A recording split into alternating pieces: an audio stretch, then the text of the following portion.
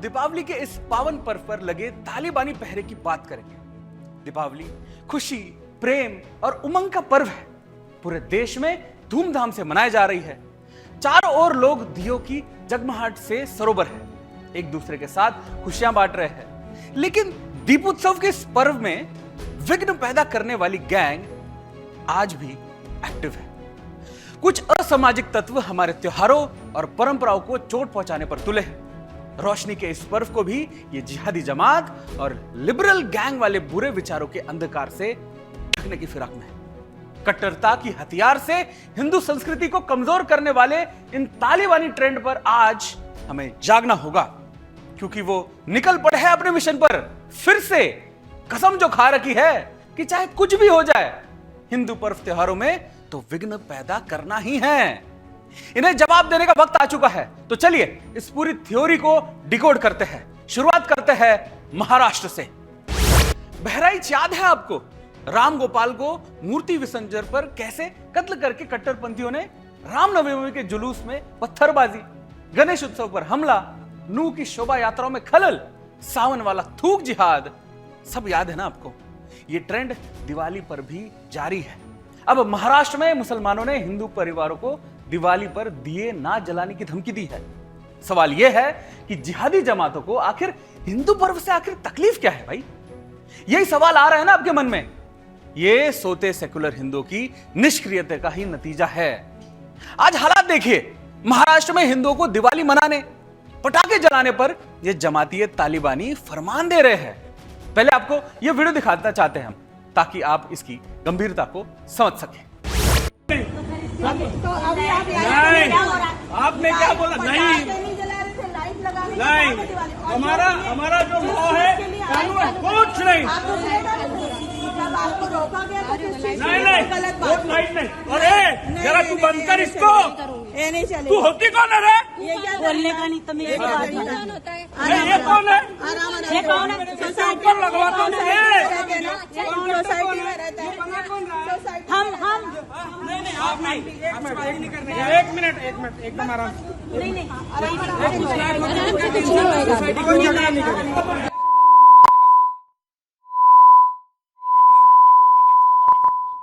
तुम्हारे घर पे माँ है। ये जबरदस्ती पूछती है।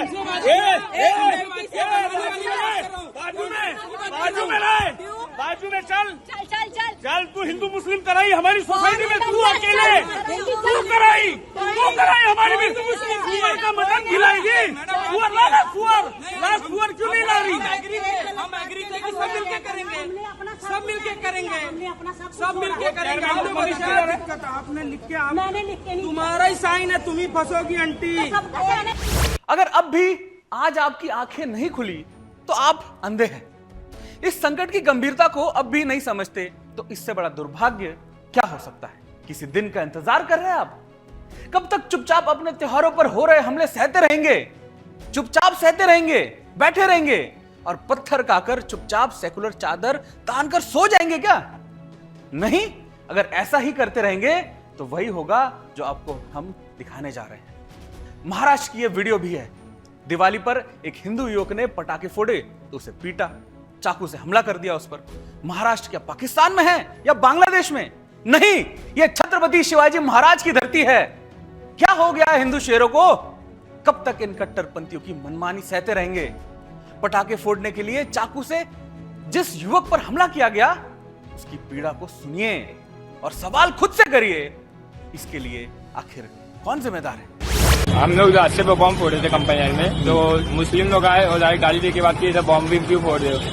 तो हम लोग भी अकड़ के बात की उनसे, तो डायरेक्ट आके हम लोग के ऊपर मारने लगे। क्या क्या आपको लोग कैसे मारा आप लोग को? पूरा अंदर चाकू भी घुसा दिया अंदर तक। हाँ, कितने लोग थे आप लोग? हम लोग 10 लोग थे। क्या किया? 10 लोग को मारा आप लोग को? मारा हम लोग को। हम लोग बाकी सब उन लोग का सर्विस खुली है, उन लोग हॉस्पिटल में थे। हम लोग को हॉस्पिटल में एडमिट किया हम लोग 5 जन है, उन लोग एडमिट है उधर। अभी पुलिस वालों का क्या कार्रवाई है? पुलिस वाले तो कुछ कर ही नहीं, रिपोर्ट लिखा है ना एनसी लिखा है, कुछ नहीं, सब हाथ ऊपर कर लिया और ऊपर हम लोग को धक्का मार के बाहर निकाल दिया। कहानी यही खत्म नहीं होती।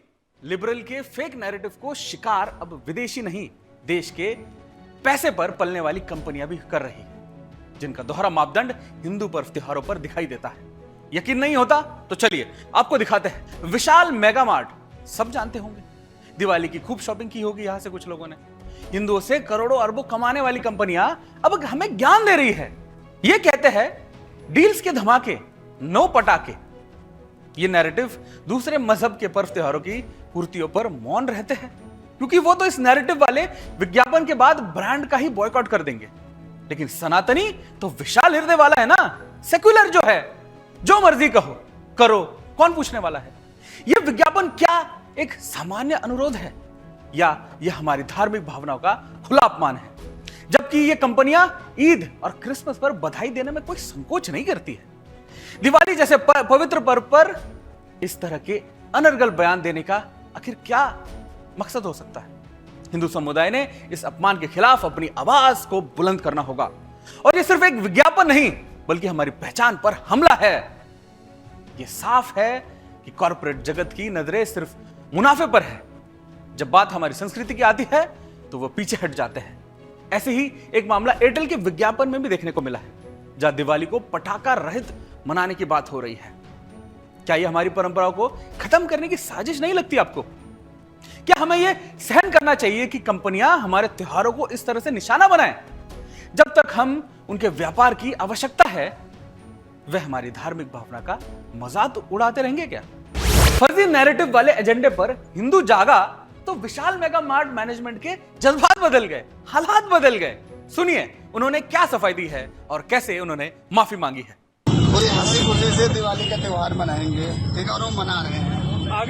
आगे उसका खेत करते हैं, आगे उसका खेत करते हैं। ऐसा लग रहा है पटाखों वाले कुछ है, उसके लिए गलती मानते हैं। हाँ जोड़ो गाँव से तालियां।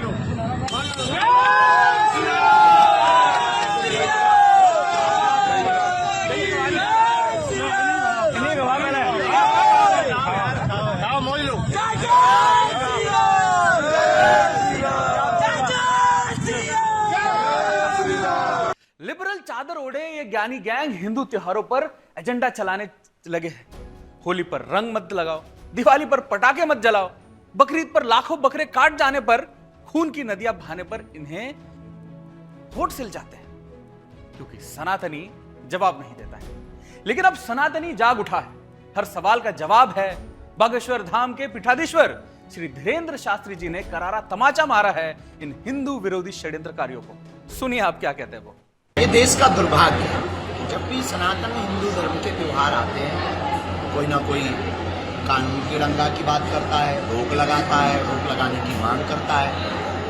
अब किसी ने हमको, कल ही हमने एक न्यूज़ देखी थी, उसमें कहा है कि जितने दियों में तेल जलाया जाता है, घी जलाया जाता है, इतना अगर गरीबों में बांट दें तो भला हो जाएगा। हम उन महाशय महामूर्खानंद को कहना चाहते हैं कि इस देश में बकरीद भी तो होती है, बकरीद बंद करवा दो। उतने रुपया जो लाखों की बकरी काटी जाती है, जीव हिंसा भी बचेगी, उन रुपयों को गरीबों में बांट दो। एक साहब ने कहा कि जो है पटाखों से प्रदूषण होता है, 1 जनवरी को इनका ज्ञान फिर गायब हो जाता है। हैप्पी न्यू ईयर के नाम से पूरी दुनिया में पटाखे होते हैं, तब प्रदूषण नहीं होता है। लेकिन दिवाली आती है तो प्रदूषण होता है, होली आती है तो पानी खराब होता है, तो खून खराबा होता है, तब नहीं मानते, तब ये स्टेटमेंट नहीं देते, तब ये मांग नहीं करते, तब ये कानून लाने की बात नहीं करते। ये दो पक्षीय नियम लगाने की जो बातें करते हैं, ऐसे लोगों के ऊपर ही हमें सुतली बम रखवाना है। भैया हम तो दिवाली अच्छे से मनाएंगे, सुतली बम खरीद लिया और कुछ नहीं। हिंदुओं को टारगेट करने का पूरा मिशन चल रहा है, जो हिंदू आस्था पर कुठाराघात करने का कोई मौका नहीं जाने दे रहे। और पर्व त्योहारों पर तो इन द्रोहियों की नफरत इंटेंसिटी काफी हाई हो जाती है। जेएनयू में भी इस टीम का एक हिस्सा है। दीपावली पर जेएनयू में श्री राम का अपमान किया गया। जन जन के आराध्य प्रभु श्री राम पर अपमानजनक टिप्पणी कर डाली गई है, वो भी दिवाली से कुछ दिन पहले। मकसद साफ है ना, हिंदुओं के देवी देवताओं पर अभद्रता करके उकसाना और माहौल बिगाड़ने का प्रयास, ताकि खलल पैदा की जा सके। लेकिन हिंदू संगठनों ने इसका खुलकर विरोध किया है और चेतावनी दे डाली है कि इस तरह की हरकत बर्दाश्त नहीं की जाएगी।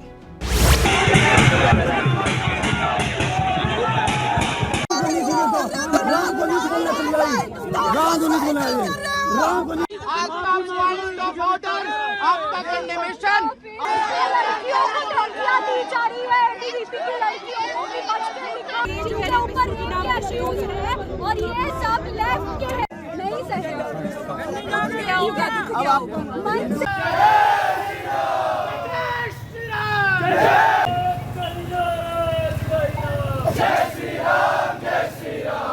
जो श्री राम की बात करेगा,